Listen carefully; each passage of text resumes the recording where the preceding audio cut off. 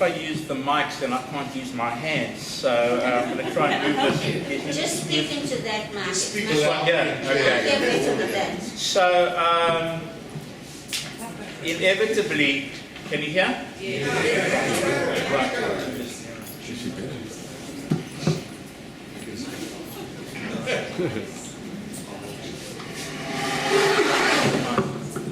By being a former teacher, I like to be nearer the audience, nearer the students, so I can just keep an eye on them. I see some of my old friends here, Dr. Werner in the audience, used to be housemasters at Hertzley Hostel way back when, and numerous other people I know here from my Hertzley school days. So, an event like this sort of becomes a confessional.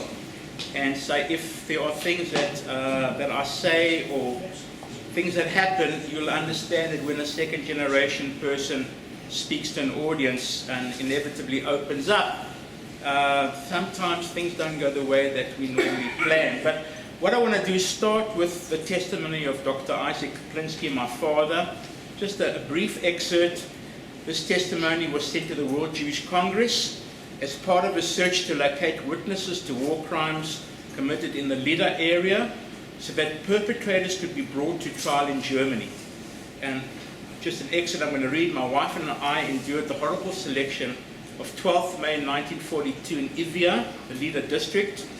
During that selection, which began at 9:30 a.m., the entire SS group were armed with whips, scanned the faces of the terrified, unhappy Jews cursorily to determine who was in good health. Anyone trying to show work papers was whipped bloody. The large families were sent to the trenches first, and we know what happened in the trenches. Their men had already been separated out at the end of 1941. As a selection of about 3,000 people takes some time, the Nazi murderers had no patience, and some elderly men and women were shot on sight. And the last 1,000 Jews were driven to the trenches with no inspection whatsoever. My wife and I were amongst the last 1,000. Without regard for the fact that as a doctor I wore a Red Cross emblem on my left sleeve, my wife and I were also sent to the trenches amid the heart-rending lamentation and chaos. When my wife pointed out to an SS man that I wore a Red Cross emblem, he whipped her until she was covered in blood. At the last moment, the Polish mayor, Bielkowski, recognized my wife and me and took us back. This incredible miracle saved our lives. I, with my wife, remained in the ghetto till 31st of December 1942. We managed to escape and survive the fire zone and reached the forest the night of 12th of December.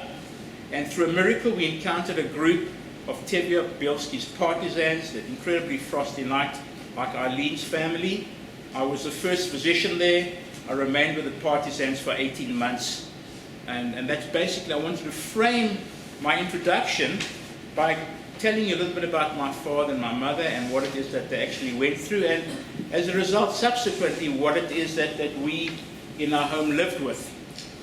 So many of us undergo transformative moments in our lives, moments that really shake us. Something happens, you change gears, has an impact on us. Think of Six-Day War, for example, for us as Jews.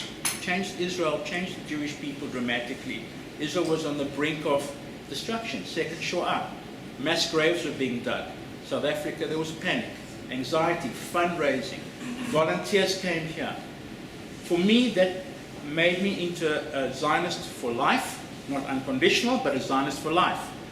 A little bit more globally, 9/11 changed the world dramatically. Although there are still some politicians operating in the pre-9/11 world, the fact is 9/11 changed the world from what it was to what it will become, which we don't know. And then coming down to my own personal story.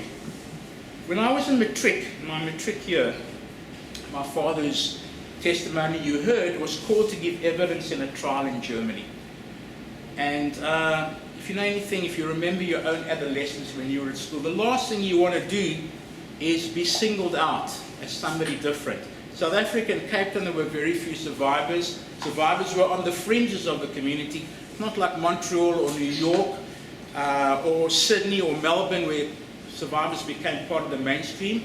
My parents were sort of on the fringes, almost isolated, and in a sense not part of the community in some respects. Small group.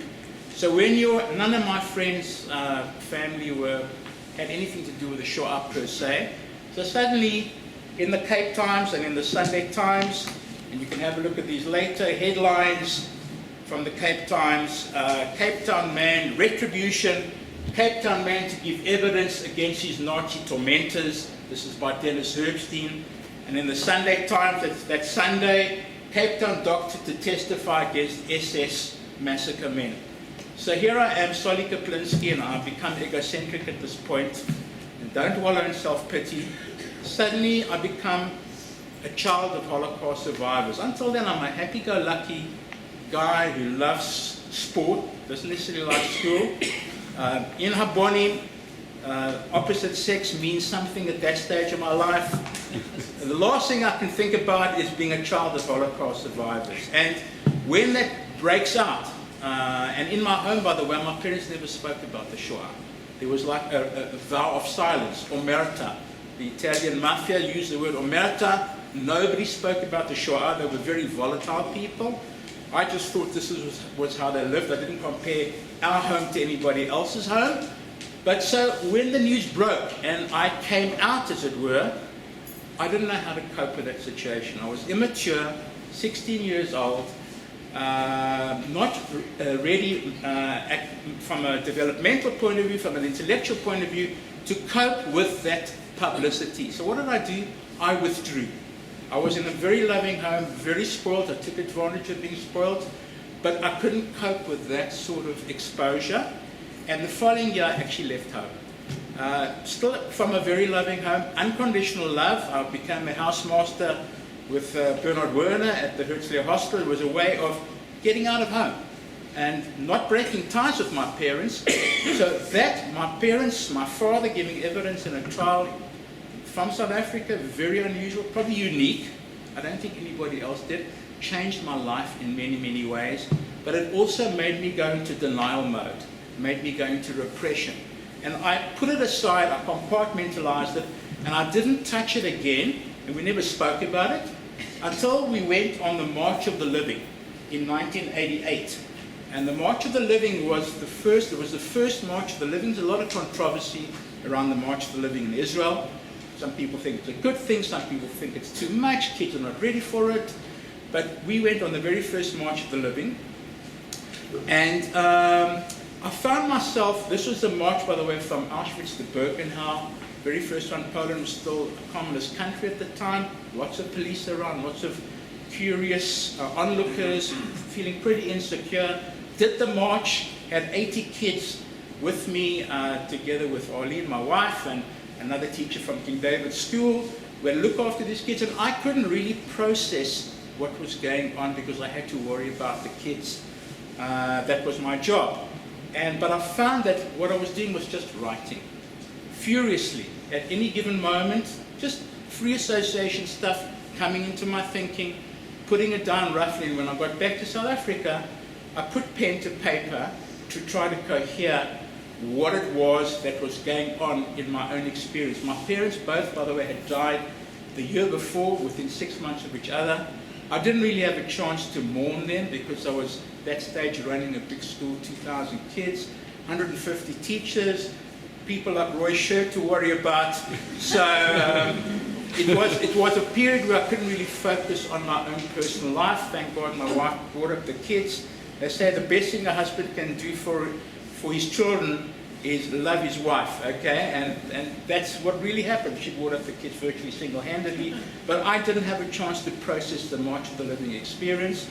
When I came back, I wrote.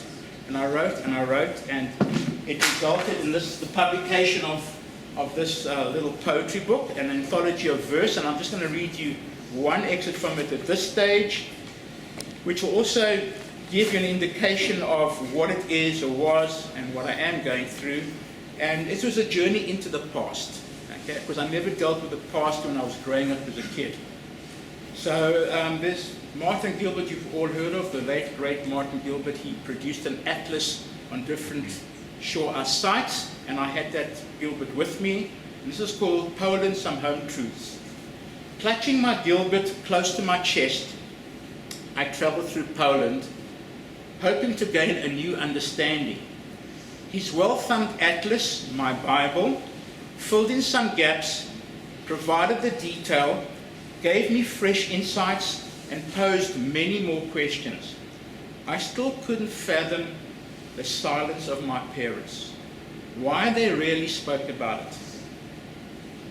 I'd always known they were different from others.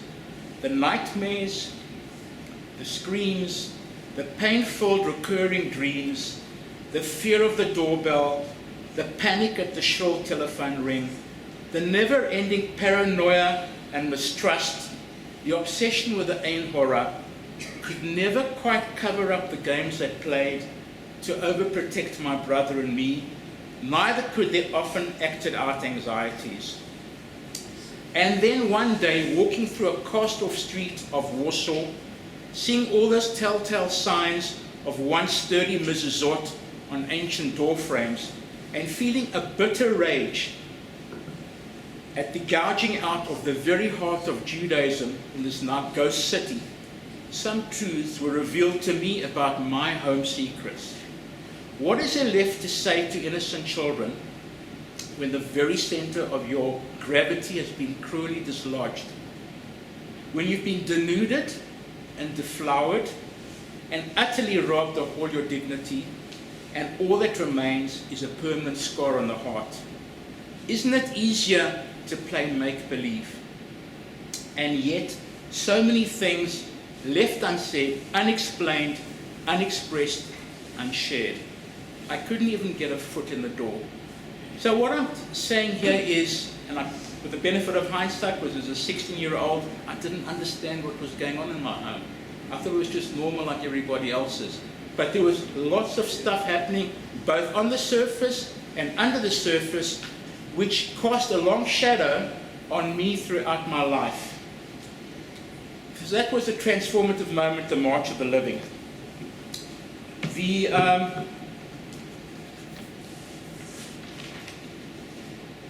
I want to fast forward now to the next transformative moment, a moment that changed me in many ways.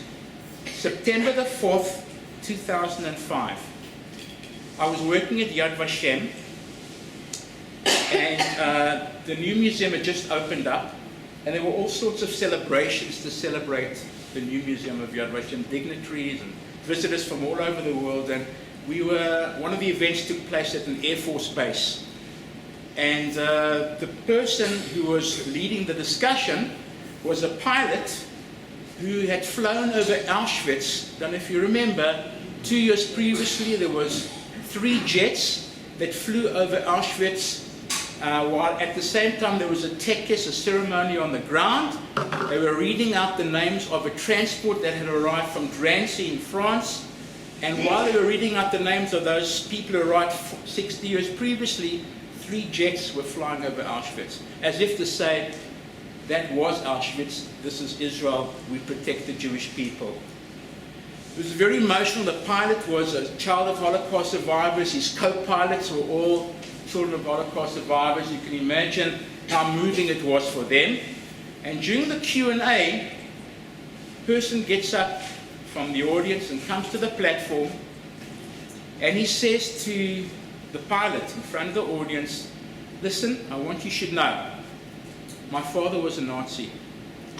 And in the book of Isaiah, chapter 60, verse 14, there's a paragraph which says, the children of the oppressors, those that afflicted you, shall bow down to the children of the oppressed and kiss their feet and ask for forgiveness.